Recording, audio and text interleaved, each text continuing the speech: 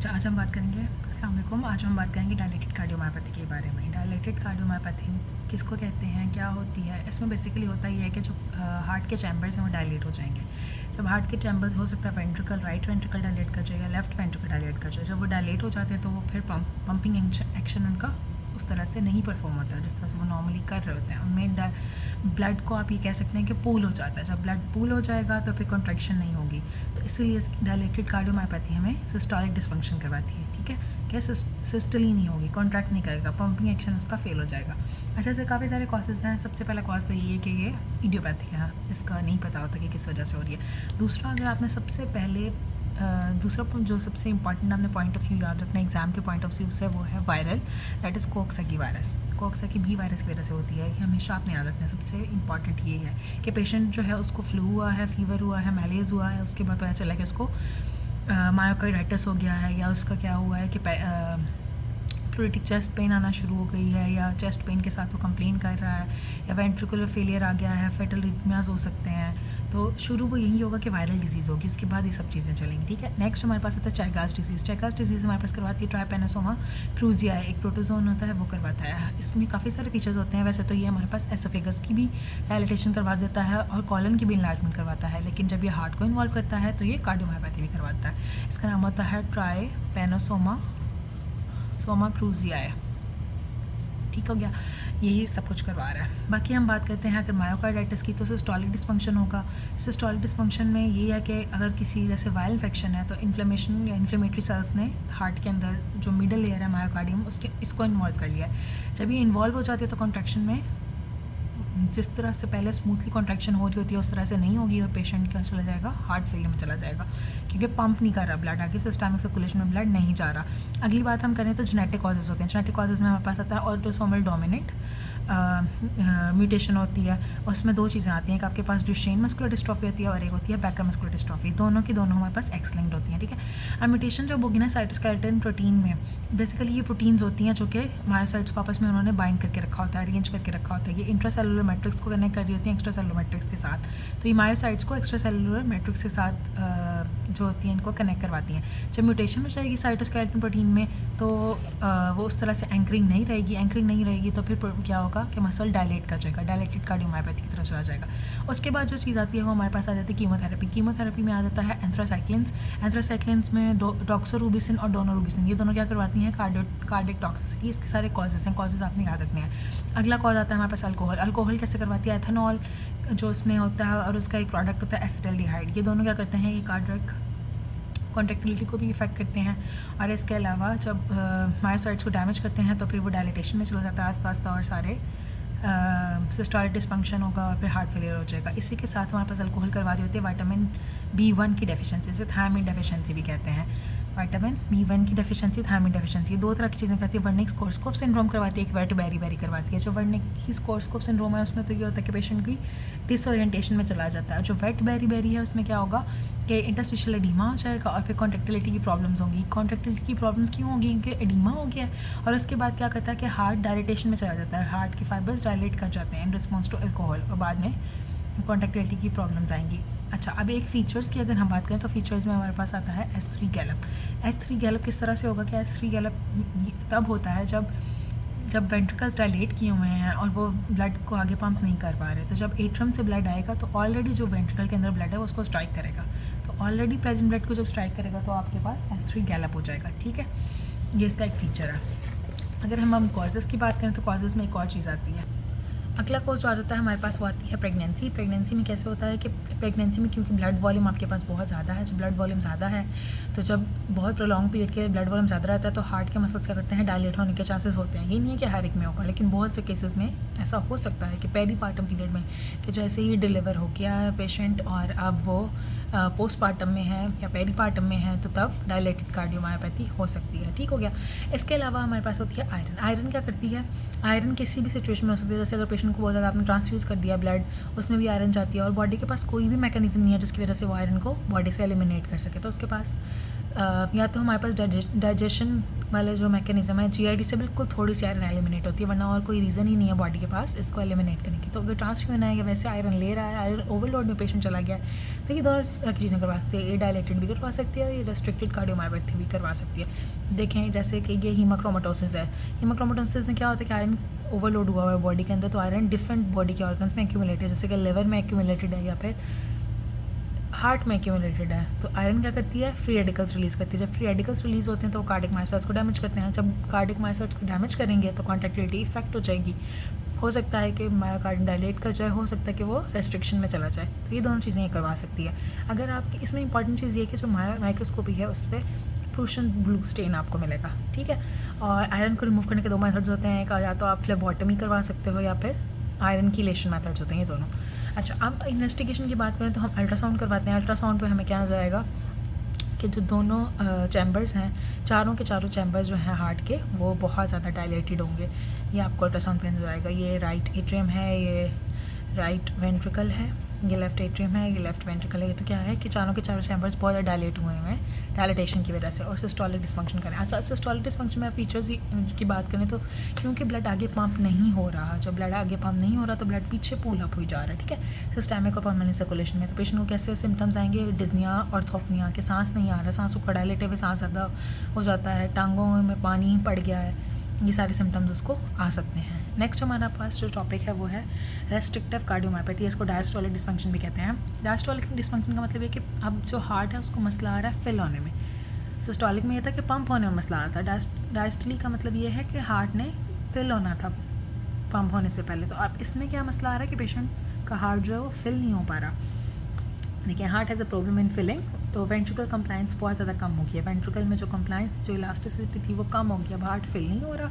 जब heart fill नहीं हो रहा तो जो वेनस रिटर्न आएगी ना, वो राइट हार्ट में आएगी, लेकिन राइट हार्ट तो डायलेट ही नहीं हो रहा और फिल ही नहीं हो रहा। तो पीछे से क्या होगा कि सारा सिस्टम जो है पुलिंग हो जाएगी, तो जुगुलर वेनस डिस्टेंशन हो जाएगी। जो JVP होती है हमारे पास, जो superior vena cava, inferior vena cava से ब्लड आ रहा होता है, वो JVP में वेन्स के थ्रू रिप्रेजेंट होता है ना, तो JVP डिस्टेंशन हो जाएगी और पेरिफेरल एडिमा हो जाएगा लोअर एक्सट्रीमिटीज़ का, और बाकी बहुत सारी वही चीज़ें कि डिस्निया, थोपनिया और जितने भी हार्ट फेलियर के सिम्टम्स हैं वो आ सकते हैं।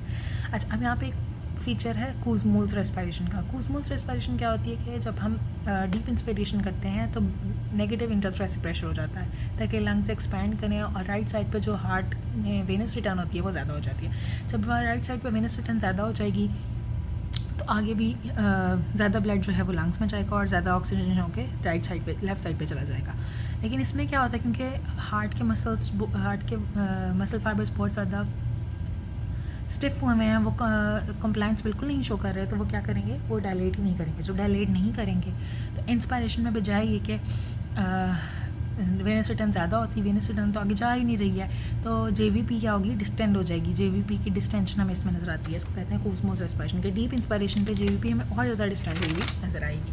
तो देखें, नॉर्मली ड्यूरिंग द इंस्पायरेशन आपके पास क्या हो रहा होता है कि नेगेटिव इंटरथोरेसिक प्रेशर होता है, वो इंक्रीज़ करता है वेनस रिटर्न को। हार्ट लेकिन अब क्या है कि स्टिफ है, हार्ट इज स्टिफ। जब हार्ट स्टिफ है तो फिल नहीं हो पा रहा, तो ब्लड क्या है, सिस्टमिक सर्कुलेशन में पुल अप हो जाएगा, ठीक है। इसी तरह इंस्पायरेशन बसने का JVP की डिस्टेंशन हो जाएगी, इसी को तो हम कह रहे थे कुज़मोल्स रेस्पिरेशन, ठीक हो गया। इसके अलावा उसने कहा है कि इसके फीचर में S4 गैलप आता है। अगर हम बात करें तो हमने पीछे की थी कि जो सिस्टोलिक डिस्फंक्शन था या डायलेटेड कार्डियोमायोपैथी थी, उसमें हमें S3 गैलप नजर आ रहा था कि पहले ही ब्लड वेंट्रिकल में अभी था, ऊपर से और ब्लड आया एट्रियम से और उसने उसको स्ट्राइक किया, तो S3 गैलप बना। S4 कब होगा कि जब वेंट्रिकल की स्टिफ वॉल पे ब्लड स्ट्राइक करेगा जाके, तो S4 गैलप नजर आएगा, हमें सुनाई देगा, सॉरी। और सुनाई जब कैसे सुनाई देता है कि S1 S2 नॉर्मल हमारे पास हार्ट साउंड होती हैं, S1 से पहले हमें ये सुनाई देगा, ठीक हो गया। अब हम बात कर लेते हैं कॉजेज़ की, तो उसके क्या कॉजेज़ होते हैं। रेडिएशन एक्सपोजर का ही कॉज होता है कि किसी भी वजह से कोई कैंसर था पेशेंट को, कोई लंग का कैंसर था या फिर ब्रेस्ट का कैंसर था, किसी भी वजह से पेशेंट को रेडिएशन की थेरेपी लगी है, उसकी वजह से हार्ट पर भी इफेक्ट आया, और जब हार्ट पर इफेक्ट आया तो हार्ट स्टिफ हो गया है, अब वो कंप्लाइंस शो नहीं कर रहा, वो डायलेट नहीं कर रहा। दूसरा कॉज होता है आपके पास एमेलोडोसिस। एमेलोडोसिस एक प्रोटीन होती है, लाइट चेन प्रोटीन होती हैं, ये डिपॉजिट कर जाते हैं बॉडी के डिफरेंट पार्ट्स में, ठीक है।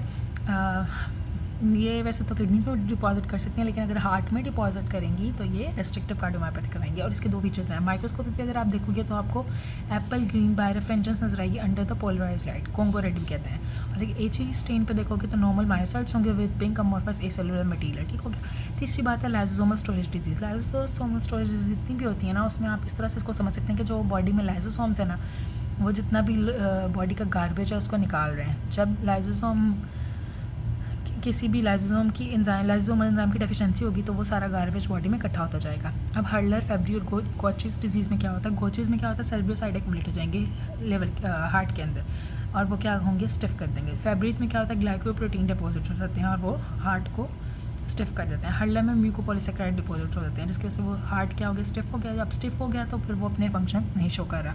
अच्छा, एक और कॉज होता है इलास्टोफाइब्रोसिस। इन्फेंट्स में आपको नजर आता है बेसिकली, इसमें इलास्टिक टिश्यू रैप हुआ होता है अराउंड द वेंट्रिकल में क्या हुआ है कि इलास्टिन फाइब्रिन की डेपोजिशन थी जिसकी वजह से क्या हो गया है कि वेंट्रिकल कंप्लायंस नहीं शो कर रहा। वेंट्रिकल कंप्लायंस नहीं शो कर रहा तो अब वो हो गया है स्टिफ, ठीक है।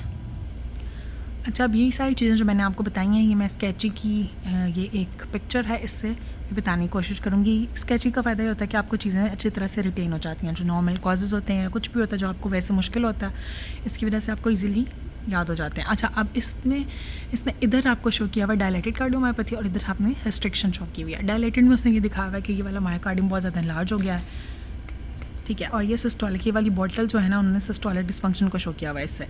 जब ये बॉटल प्रेस होती है तो सिस्टोली का डिस्फंक्शन होता है, ठीक है। सिस्टोली का डिस्फंक्शन हो गया, ये हार्ट फेलियर में जा रहा है।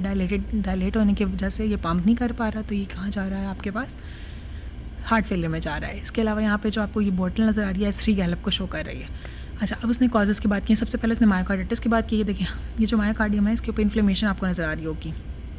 ये जो इन्फ्लेमेशन है ये शो कर रही है कि मायोकार्डाइटिस हो गया। मायोकार्डाइटिस का उसने सबसे इंपॉर्टेंट कॉज बताया था जो आपने कभी भी नहीं भूलना, ये वायरल कॉज होता है कॉक्सैकी वायरस की वजह से, ठीक है। उसके अलावा ये जो कोरिश गेम्स का आपने रखना चैकास डिजीज़ जो ट्राइपेनोसोमिया क्रूजिया करवाता है, जो मैंने आपको बताया भी है। इसके अलावा इसने जेनेटिक कॉजेज़ में कहा था। जेनेटिक कॉजेज़ में काफ़ी सारे होते हैं। सबसे पहले आपने जो याद रखना है ये है ऑटोसोमल डोमिनेंट इनकी म्यूटेशन होती है। ये एक्स लिंक होते हैं दोनों आगे से, जो आप याद रखो कि म्यूशेन और बैकर मस्कुलर डिस्ट्रॉफी, ठीक हो गया। इसमें क्या होता है कि वो जो मायोसिन साइटोस्केलेटन मायोसिन के एरर्स होते हैं जिन्होंने साइटोस्केलेटन को बाइंड करके रखना होता है आपस में, उनकी म्यूटेशन होती है। जब म्यूटेशन होती है तो फिर मायोफाइब्रिल्स जो हैं वो कनेक्टेड नहीं है, वो डायलेटेड हो जाते हैं और हमें डायलेटेड कार्डियोमायोपैथी मिलती है, ठीक हो गया। इसके अलावा अगर हम बात करें तो ये उसने प्रेगनेंसी शो की हुई है कि पेरीपार्टम पीरियड में भी हो सकती है, ठीक है। बाकी सबसे पहले उसने ये कहा था कि इडियोपैथिक सबसे ज़्यादा इडियोपैथिक कॉज हो सकता है, कि हमें पता ही नहीं है कि क्यों हो रही है।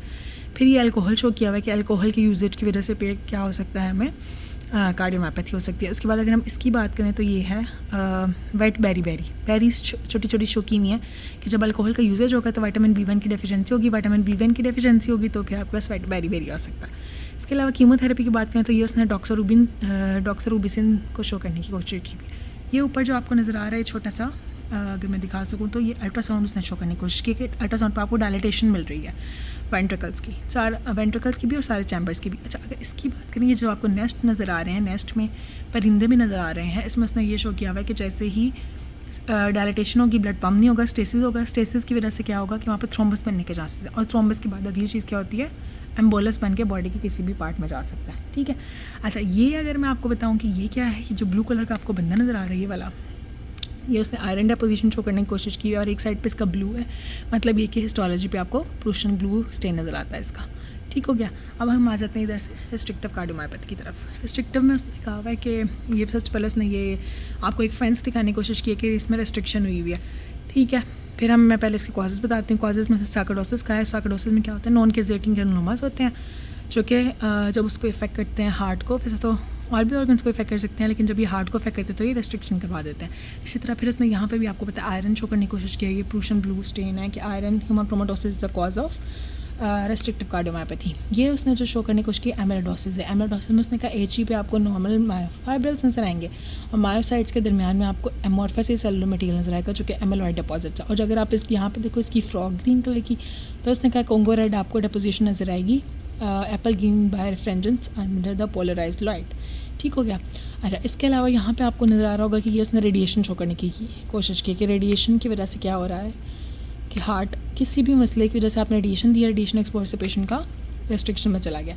ये आपको स्क्लेरोडर्मा दिखा रहा है कि स्क्लेरोडर्मा SLE जितने भी फाइब्रोसिस हैं ये भी हार्ट को अफेक्ट कर सकते हैं। ये लाइसोसोमल स्टोरेज डिजीज़ हैं जो मैंने आपको हर्लर फेब्री बताया है, और ये इलास्टोफाइब्रोसिस है। और अगर हम फीचर्स की बात करें अब, तो फीचर्स में उसने कहा ये देखें, वो जग से पानी डालने की कोशिश करी लेकिन पानी नीचे कर रहा है, मतलब फिलिंग में प्रॉब्लम आ रहा है। ठीक है, फिलिंग में प्रॉब्लम आएगा तो क्या होगा कि आपके पास ये उसने वेंट्रिकल ये कंप्लाइंस देखें अगर आप, तो ये वाले बंदे ने कंप्लाइंस का बोर्ड नीचे फेंक दिया। जब बोर्ड नीचे फेंकेगा तो क्या होगा, इसका क्या मतलब है कि वेंट्रिकुलर कंप्लाइंस कम हो गई है। और अगर सीट को देखें तो ये 4 बना हुआ है, S4 शो कर रही है, S4 का गैलप, कि जब ब्लड आके स्टेफ वेंट्रिकल पर स्ट्राइक किया है तो उसने S4 गैलप प्रोड्यूस किया। ठीक हो गया। उसके बाद अगर हम इधर बात करें तो ये कुज़मोस रेस्पिरेशन शो करने की कोशिश की, डीप ब्रेथ लिया तो JVP डिस्टेंशन हो गई है इसकी। ठीक हो गया। और ये हार्ट फेलियर अल्टीमेटली बाद में अरीथमियाज और हार्ट फेलियर की तरफ ही बात चली जाती। तो ये सारा टॉपिक था।